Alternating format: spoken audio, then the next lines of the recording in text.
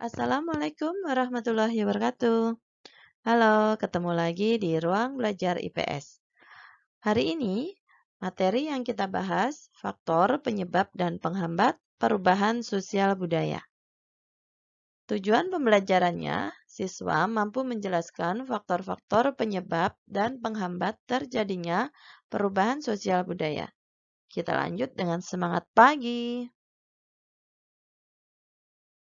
Minggu lalu kita belajar tentang perubahan sosial budaya. Ayo, sudahkah kalian paham mengenai pengertian dan bentuk-bentuk perubahan sosial budaya? Oke, perubahan sosial budaya yang terjadi di masyarakat tidak datang dengan sendirinya, melainkan ada faktor yang menyebabkan itu semua bisa terjadi. Faktor penyebab perubahan sosial budaya ada faktor internal dan eksternal. Faktor internal yaitu perubahan sosial yang terjadi karena faktor yang berlangsung dalam masyarakat itu sendiri. Faktor eksternal yaitu perubahan sosial yang terjadi karena faktor yang terjadi dari luar masyarakat. Oke, kita bahas dulu faktor internal. Yang pertama, bertambah dan berkurangnya penduduk. Perubahan penduduk menyebabkan terjadinya perubahan sosial budaya, baik itu yang berkaitan dengan jumlah lahan yang dipakai serta sarana dan prasarana yang dibutuhkan. Dua, adanya penemuan baru. Penemuan baru menyebabkan perubahan sosial budaya dalam bidang-bidang tertentu seperti bidang komunikasi, interaksi sosial, status sosial, pola pikir, dan tindakan manusia. Faktor yang ketiga, konflik. Konflik merupakan pertentangan yang disebabkan karena perbedaan kepentingan, pendapat, kebudayaan, atau antar individu. Konflik tersebut dapat menyebabkan terjadinya perubahan sosial budaya di masyarakat. 4. Pemberontakan atau revolusi. Pemberontakan atau revolusi dapat menyebabkan terjadinya perubahan sosial budaya dalam masyarakat. Pemberontakan terjadi diawali dengan adanya ketidakpuasan masyarakat dengan situasi dan kondisi pada sistem kekuasaan yang ada, sehingga mendorong pemberontak membuat sistem kekuasaan yang berbeda.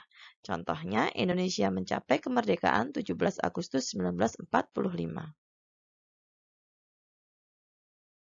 Selanjutnya kita bahas faktor eksternal. Yang pertama, perubahan lingkungan alam. Kerusakan lingkungan alam dapat terjadi karena faktor alam dan faktor manusia. Perubahan yang terjadi pada lingkungan dapat menyebabkan masyarakat yang mendiami daerah tersebut harus meninggalkan tempat tinggalnya. 2. Peperangan. Terjadinya perang di suatu wilayah akan berpengaruh terhadap perubahan warga masyarakatnya. Perubahan itu dapat terjadi pada cara berperilaku, berpikir, ataupun berkepribadian mereka. 3. Pengaruh kebudayaan masyarakat lain. Kebudayaan dalam masyarakat mempunyai kecenderungan untuk saling mempengaruhi. Dalam masyarakat, pengaruh kebudayaan suatu masyarakat dapat menyebabkan terjadi perubahan sosial budaya pada masyarakat lain. Hubungan yang terjadi dapat menimbulkan pengaruh timbal balik. Suatu masyarakat dapat mempengaruhi masyarakat lainnya, tetapi juga menerima pengaruh dari masyarakat yang mempengaruhinya. Proses pengaruh kebudayaan lain yang menyebabkan terjadinya perubahan sosial budaya melalui yang pertama difusi. Merupakan proses penyebaran unsur baru, baik berupa alat, ide, atau gagasan dari satu pihak ke pihak lain, dari satu tempat ke tempat lain, dari satu orang ke orang lain, dari satu masyarakat ke masyarakat lain. Contohnya, ditemukannya traktor otomatis mengubah dari petani yang membajak sawah menggunakan sapi, kemudian berubah menggunakan traktor. 2. Akulturasi. Akulturasi terjadi ketika suatu kebudayaan tertentu yang dihadapkan dengan unsur-unsur budaya lain. Lambat laun, kebudayaan asing melebur atau menyatu ke dalam kebudayaan asli tetapi tidak menghilangkan ciri kebudayaan lama. Contohnya arsitektur atap tumpang Masjid Demak yang ada di Demak, Jawa Tengah. 3. Asimilasi. Asimilasi merupakan pertemuan dua kebudayaan yang lambat laun melebur menjadi kebudayaan baru di mana unsur dari masing-masing dari kebudayaan asli hilang.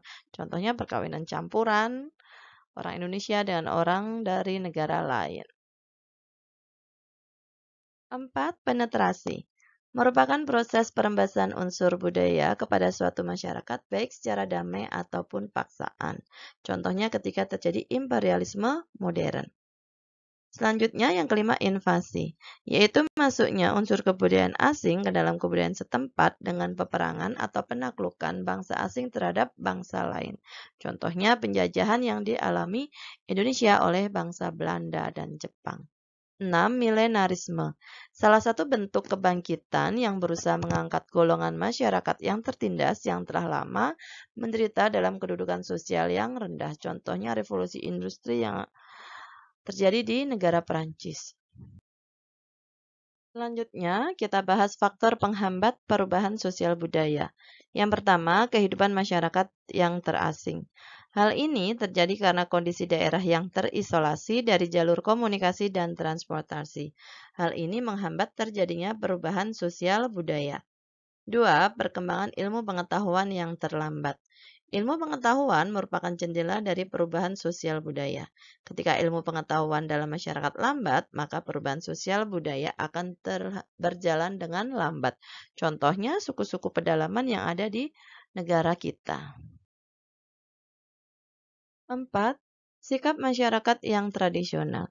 Masyarakat tradisional adalah masyarakat yang memelihara, menjaga, dan mempertahankan tradisi, adat istiadat, sistem nilai dan norma, bahkan kepercayaan yang diwariskan generasi pendahulunya. 5. Adanya prasangka terhadap hal-hal baru atau asing. Prasangka buruk pada budaya asing menimbulkan sikap acuh tak acuh, tidak peduli bahkan antipati sehingga menghambat perubahan sosial budaya. 6. Adat istiadat atau kebiasaan. Merupakan kebiasaan pola perilaku bagi anggota masyarakat yang dilakukan berulang-ulang untuk memenuhi kebutuhan pokoknya.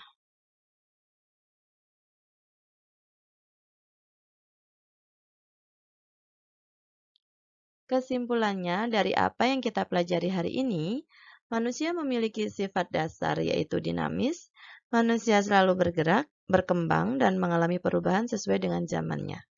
Keadaan ini menyebabkan budaya manusia juga ikut berkembang karena budaya tercipta dari interaksi manusia dengan manusia lain.